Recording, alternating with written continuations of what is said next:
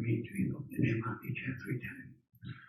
Namo Shakyamuni Buddha. Namo Shakyamuni Buddha. Namo Shakyamuni Buddha. Today I want to talk to you about the Sangha, because I know many of our friends are new here. So we introduce you to the 3 jewels. Okay? What are 3 jewels in Buddhism? 3 jewels in Buddhism is the Buddha, the Dhamma, and the Sangha. Today I talk to you about the Sangha. Okay? And there are 2 schools in Buddhism. One we call the Mahayana, it's in our tradition, and one called Theravada, or we call it Hinayana. Hinayana is a little bit pejorative, a little diminutive. We talk with a lot of respect to another school. It's not really Hinayana. We call it Theravada too now. It's a step when Buddha teach Buddhism. When he first teach Buddhism, he teaches basic Buddhism first. Like in America here, you hear about 101 Buddhism. At the beginning, the people start studying Buddhism. So the Hinayana people or the Theravada, they first start when Buddha first teaching Buddhism. He teaches step by step. So he makes the people advance gradually, progressively. And after they understand that, he go a little bit advanced level, go to Mahayana. In the Theravada, they consider Sangha only for monastic people. That means monk only. Okay? They are a little bit, from the beginning, they're not advanced, so they said only monk are qualified, and they call them Sangha. That means the community, the practitioner. But in Mahayana, it's more comprehensive. And the people in Mahayana, they understand better. So they consider all the practitioners belong to the Sangha. What is Sangha? It's community practitioner. Okay? We have a self-respect, mutual respect. So we consider all of us, you lay a person, us, monastic person, we are the same kind. We are practitioner. And I explain a little bit about the uniform, the robe, okay? In the practice of Mahayana, you have a monk, nun, wear different robe, and the lay person, different robe. Why? Because we are a little bit more study, more precept to study. For example, you are lay people, you can have 2 steps. The first step is the 3 virtues, the 5 precepts. That's the beginner. So, and the little bit more advanced is the Bodhisattva class. They have a 10 precept and 48 light precept. A little bit more commitment. But why we have a robe? Because the robe you see your robe, it's a beige color, it's a gray color, it's very blending color. It blends to everything. It's very, how you say, like very simple, very accommodating, very modest, we can say, because we practice modesty. So we say the same color. But different schools, like in different area, they can have, some of them they have brown color, some of them they have black color, but they don't have white color.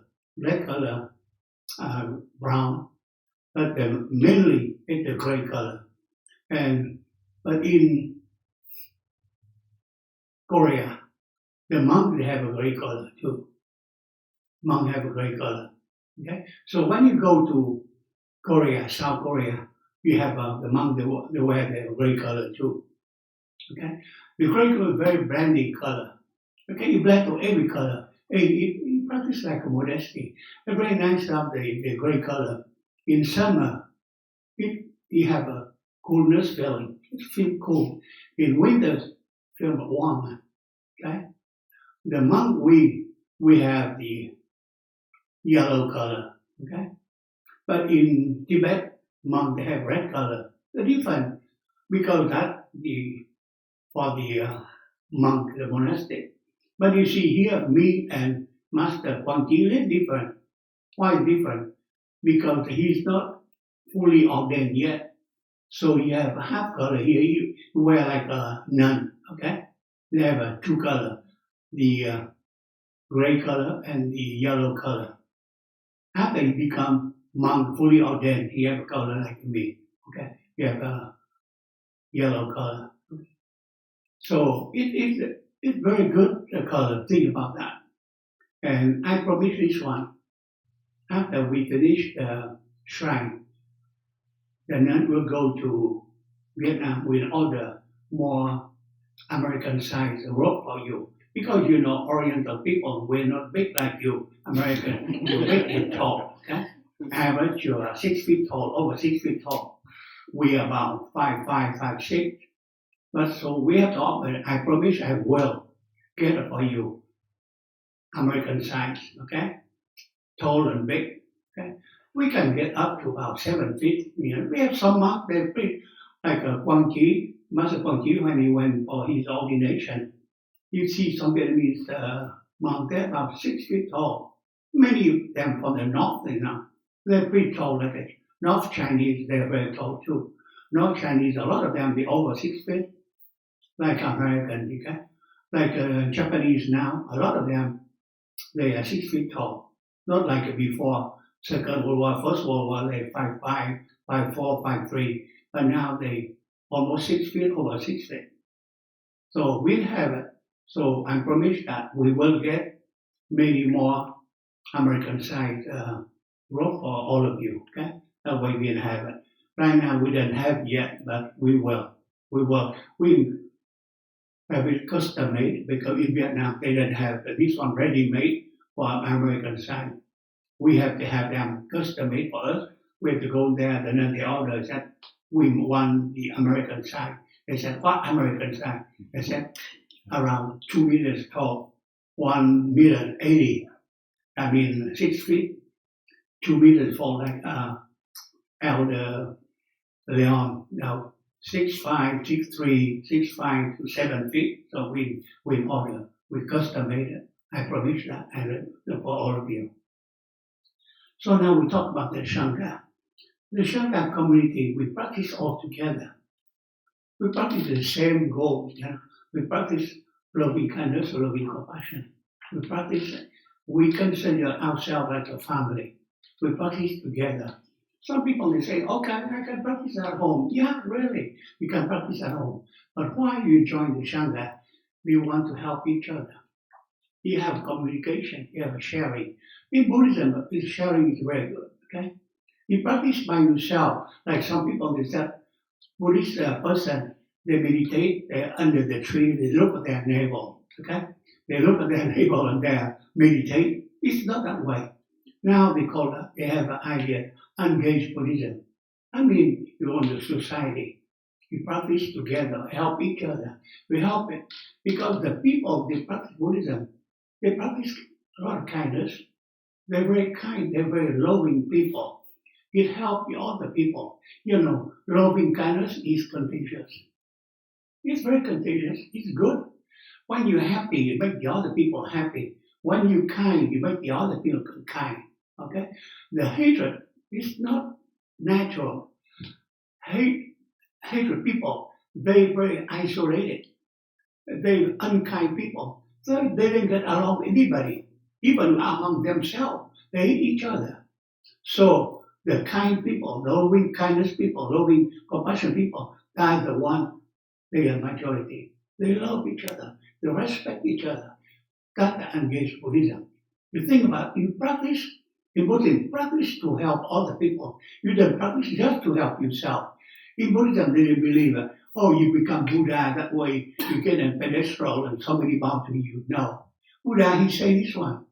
You have to remember, I'm the Buddha. You are the Buddha in the future. He's equal to you. Why he say that? Because he knows that you have a Buddha nature like in him. So, intrinsic value is the same. The Buddha and the non-Buddha, not yet Buddha, with the same value, same intrinsic value, that Buddha nature. You don't call Buddha nature awakened nature. We have something, it's very precious. All the sentient beings, they have it. Even animals, they have it. They're different, okay? They're different. They are, because they're not human, they don't have human intelligence. They cannot elevate themselves as fast as a human being. You say, why that they have a Buddha nature? Look at that, the genome. Before we think, oh, only human beings will have a genome. No, animals have a genome. Trees have a genome too. But they are different genome, not the same genome, okay? Not the same DNA. They're different, but they have a genome. So they have a Buddha nature like we do, okay? But it's more difficult for them to practice because they're not human beings. Buddha saying this one, you're blessed to be born as a human being. You are blessed because that's the evolution, that's the stage you are there. You're very blessed because you are the only species you can elevate yourself quicker, nicer than animal. They want to elevate themselves. It's difficult. They have to wait until they be reborn as human beings. Then they can do it. As animals, even they're very intelligent, they cannot elevate themselves. It's a ceiling there. That is glass ceiling. They have to break it to get over that to become human beings. So we are very blessed to be born as a human being. So the Sangha is one of the three jewels in Buddhism we practice. So when you bow to the Buddha, the founder, the one who show us, who teach us how to practice Buddhism. And then you bow to the Dhamma, that's the scripture, that's the teaching Buddha left behind for us so we can study. And the last one, the Sangha, I mean ourselves. We bow to ourselves. For example, you bow to me, I have obligation to bow back to you because we practice mutual respect.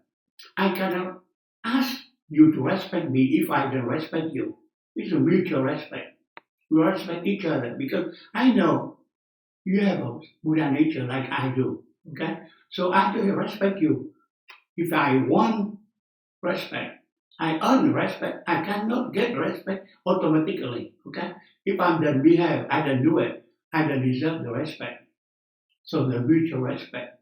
So it is the Sangha idea. So that's the reason why we have a uniform. You look at the uniform, you recognize that you have the same value, the same goal, the same belief. And in Buddhism, it's an intelligent faith. It's not blind faith. In many religions, they have the dogma. They have something a priori. They have to make you to accept it before you can practice their religion. They don't let you get in if you don't accept their dogma, their requirement. In Buddhism, no. You can come any temple one. You don't have to Buddhist to come in. Because we consider you equal to all of us. That's the brand. That's not required. It's not required to go in the temple, have to be Buddhist and that. No. Just to be a good person and go in, everybody respect you, everybody love you. It's an open door. It's an open door policy. It's open-minded. So you become the Sangha.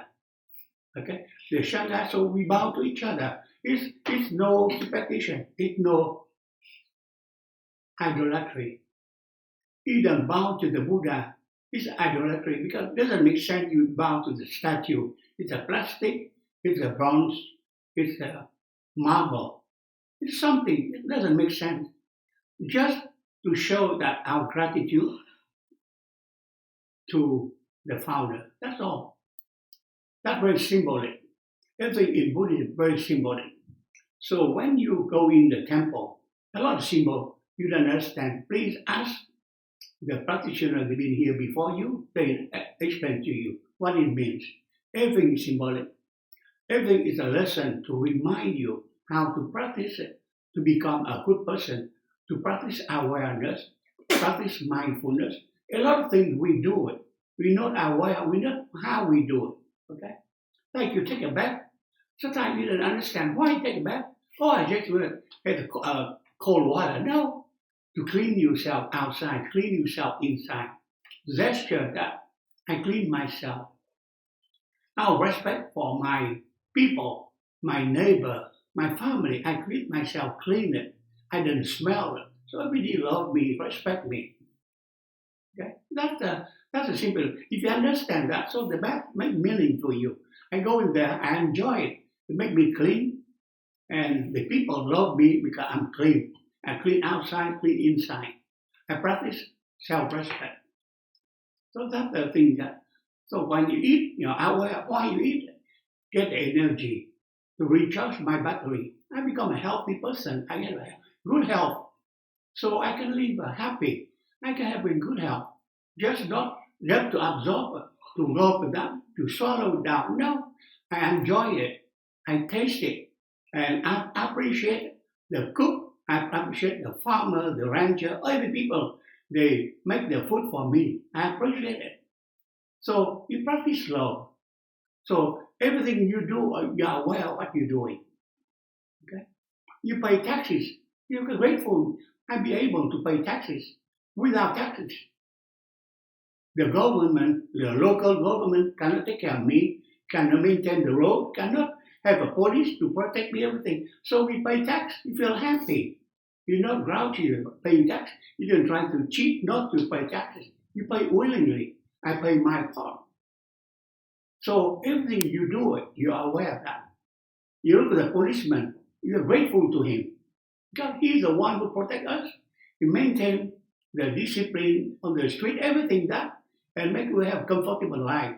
We not said, oh, he checked me, he stopped me, pulled me over. Because if we do something wrong, he pull over. If we don't do anything wrong, he don't touch you.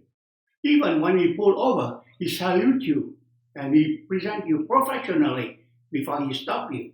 He doesn't scold you, do anything.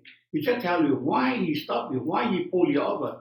You overspeed, you do something, you don't get, you use your life, he stop you to remind you, to give you warning, or if not, give you a fine, because that's our fault, we have to pay it. So everything you do in Buddhism, you practice awareness, you practice mindfulness. It's very good for the youngster here, When you practice Buddhism, you practice how to focus.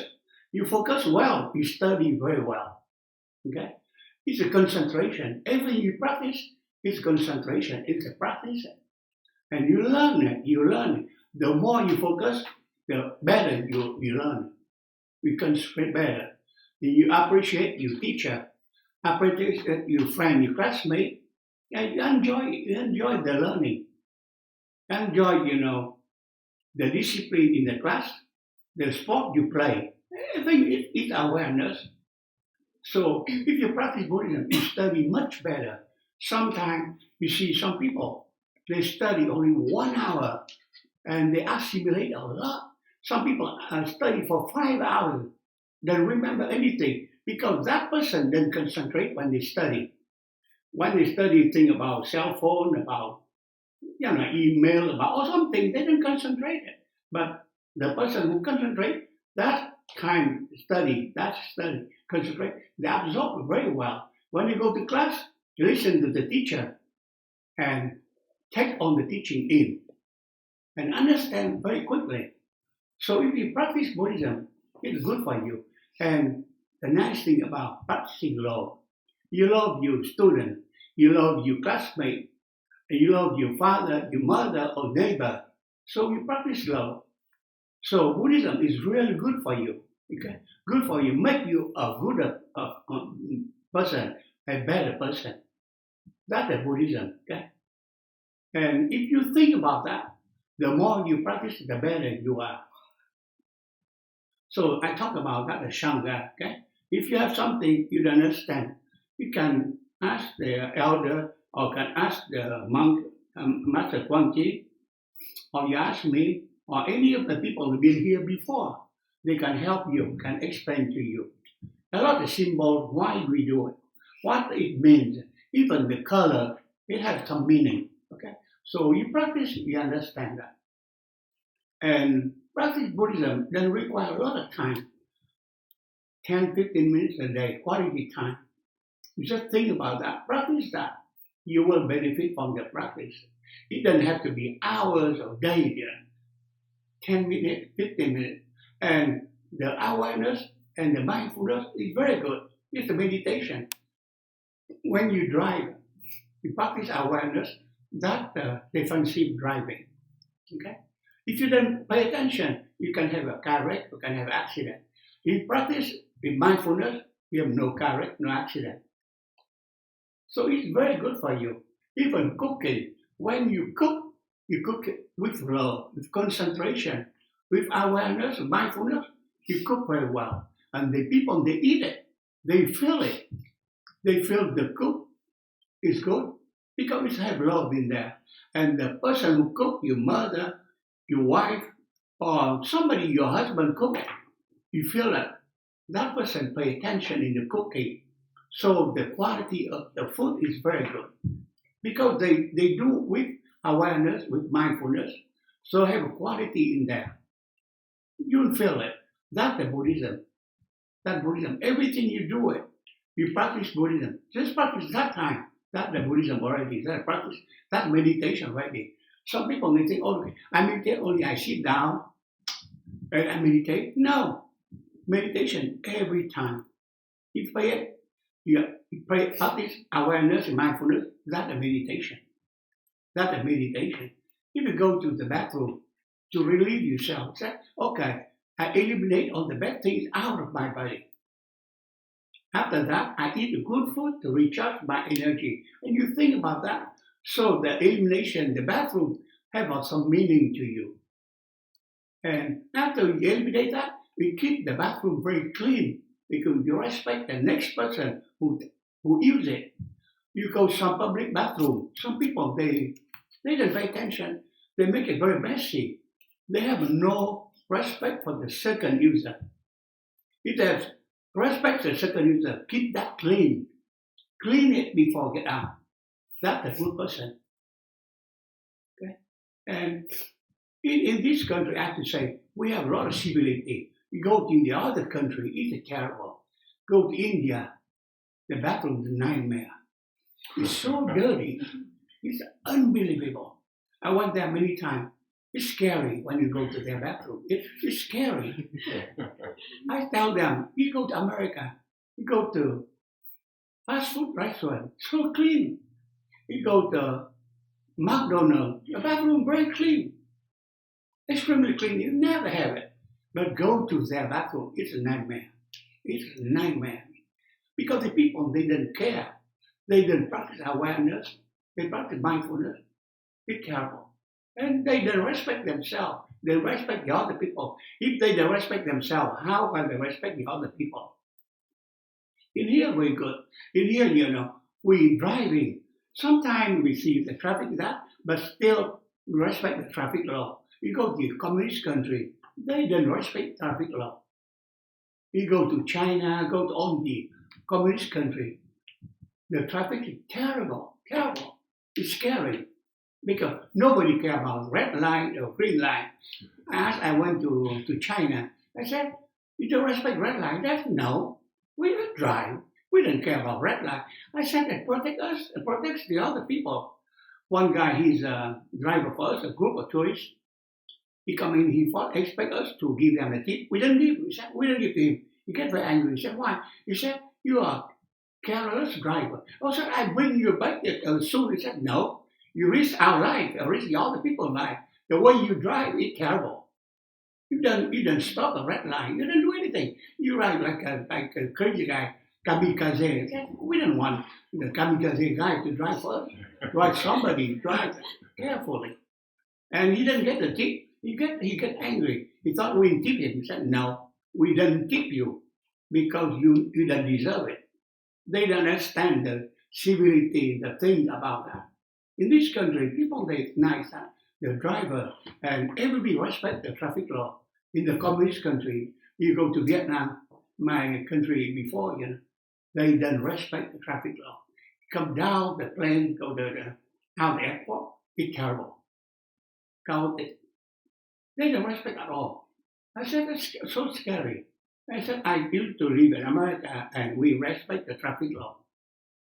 So, practice Buddhism the same way. We practice all the time. You do it. It makes it a habit. You practice loving kindness, it has to be a habit. If you do it one time, it becomes habit. And your habit is contagious to the other people. They will see they do the same way. They practice the same way. So it's very good to practice loving kindness, loving compassion. And it's good to belong to the Sangha. Then the community, you do things all together. And you do it, you benefit a lot of people. And hopefully it spread it. We need more kindness, more loving compassion. Because nowadays, now we see that the coronavirus now, it's true. If the people, they practice my loving kindness, loving compassion, they be very careful. They will isolate themselves. They will quarantine themselves. So protect the other people. They don't just go out, don't care about our neighbor or our co-passenger. If they know they have a problem, they will isolate themselves for 14 days. They protect the other people. That the loving kindness, loving compassion. But if they don't care, it will be pandemic all over the world. It's spread over the world now. Now it has been all 5 continents now. We have coronavirus. We don't know what happened next. In China now, it's terrible now because that the government, they don't respond the first time. They ignore it. They do express so much out of control now. And people go all over the world now. They spread the disease. They spread the virus. So lacking of awareness or mindfulness. If they practice awareness, mindfulness, nothing happened. That we can contain the epidemic. Okay. That might talk a little about the Sangha. I hope that if you have anything to ask, we can ask us and we try to answer you. But we hope in about few more months we finish the new shrine and we have a bigger place and we can get more people. I just talked to Master Quang and our elder here. We're trying to expand the parking lot so we can have more parking for everybody, so we can have more people with the car to come in. Because sometimes we don't have enough parking lot. So hopefully we have more parking lot. We can have at least 50 more parking lot. So we have 100 parking lot. So accommodate many more people. That's our dream in the very near future.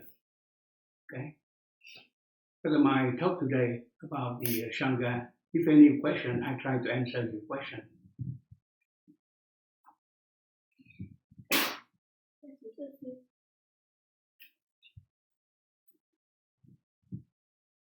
If you have no question, we transfer the mic, we go chanting. Namo Shakyamuni Buddha, Namo Shakyamuni Buddha, Namo Shakyamuni Buddha. Any positive karmic action you accomplish today will transfer to everybody and wish them the alignment.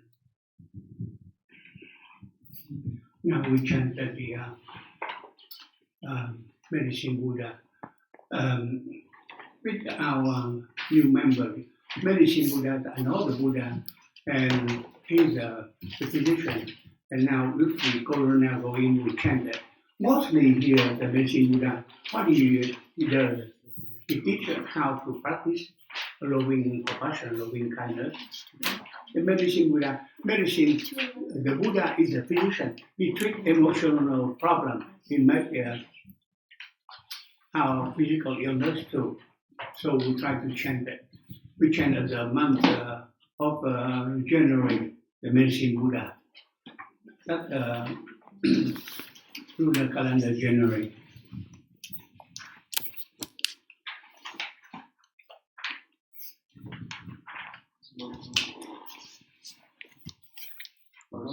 We're going to be starting at halfway through the Sura Dhamma, which in my book starts on page 178, at the bottom of 178, and continues from there. So if your numbers are different, look for this little section right here. This is where we're going to start, okay? And when you're ready, please stand.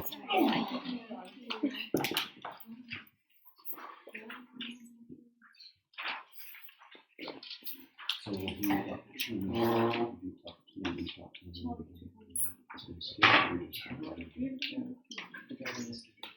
Okay. So that's where we'll jump to. We're going to start off at the beginning of that service, which in my book is 167. And so we'll kind of give you a little nod, and that's when we're going to skip over the first part of the next section.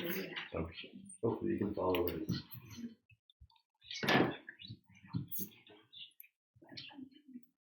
Please rise, everyone.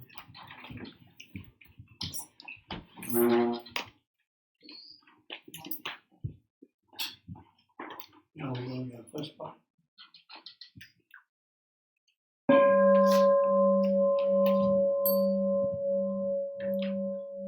Holy speech and mind in perfect oneness, I send my heart along with the sound of the bell. May the hearers awaken from forgetfulness and transcend all anxiety and sorrow. Listen, listen, this wonderful sound brings me back to my true home. Incense offering. In gratitude we offer this incense to all Buddhas and Bodhisattvas throughout space and time. May it be fragrant of earth herself, reflecting our careful efforts, our wholehearted mindfulness, and the fruit of understanding slowly ripening. May we and all beings be companions of Buddhas and Bodhisattvas.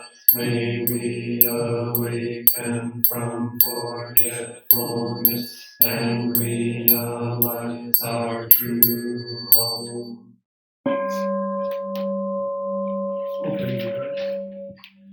The incense in the censer now is burning, all the Dharma realm in every place, auspicious clouds appearing, our sincere intention thus fulfilling, as all Buddhas now show their perfect body.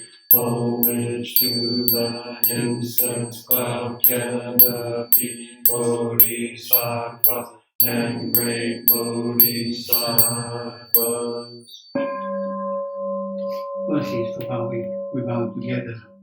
Homage to the eternally abiding Buddha, the supreme Dharma and sagely Sangha throughout the Dharma realm and the realm of empty space and 3 periods of time.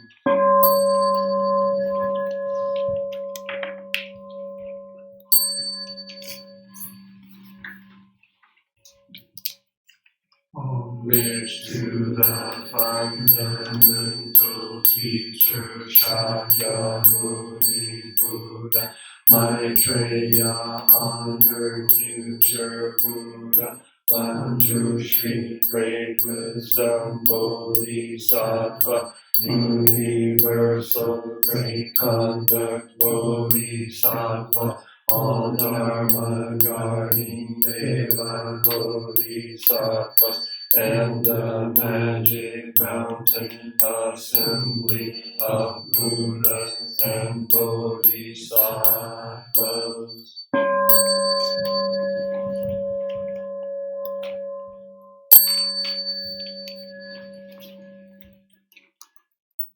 Homage to Amitabha Buddha in the land of ultimate bliss, Avalokiteshvara, great compassion, Bodhisattva, great strength, Bodhisattva, earth store, great vow, Bodhisattva, and the assembly of great purity like Bodhisattva.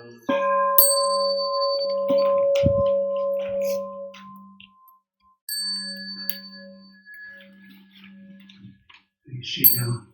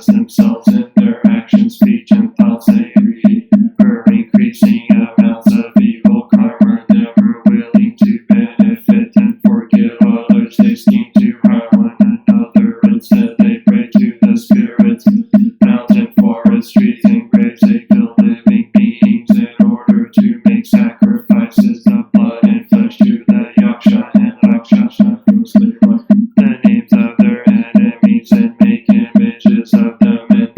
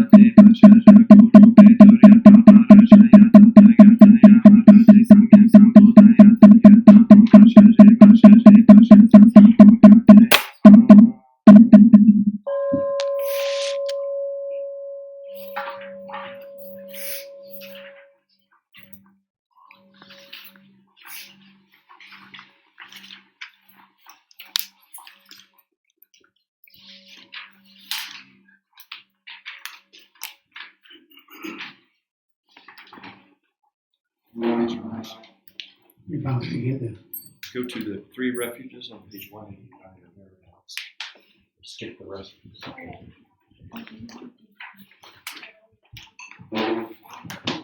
It's a long chanting, so we can next part for the next week.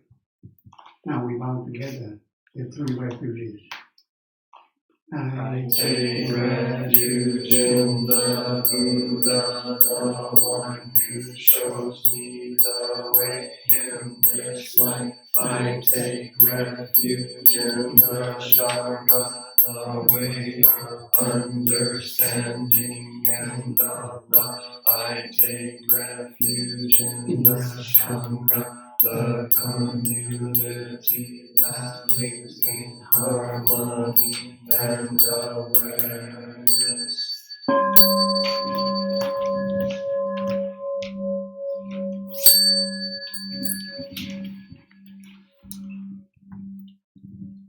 Living in the refuge of Buddha, I clearly see the path of light and beauty in the world. Dwelling in the refuge of Dharma, I learn to open many doors on the path of transformation. Dwelling in the refuge of Sangha, shining light that supports me, keeping my practice free of obstruction.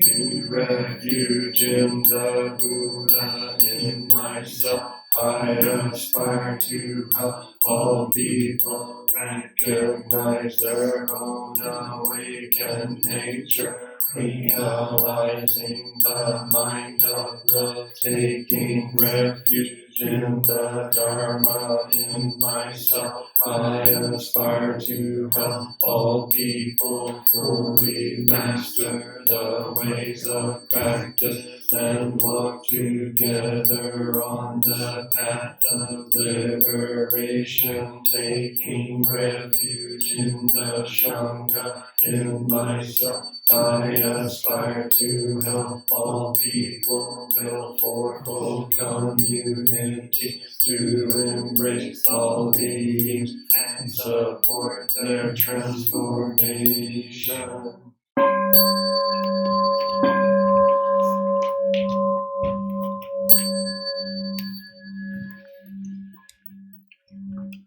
Showing the merit. Reciting the sutras, practicing the way of awareness, gives rise to benefits without limits. We vow to share the fruits with all beings. We vow to honor parents, teachers,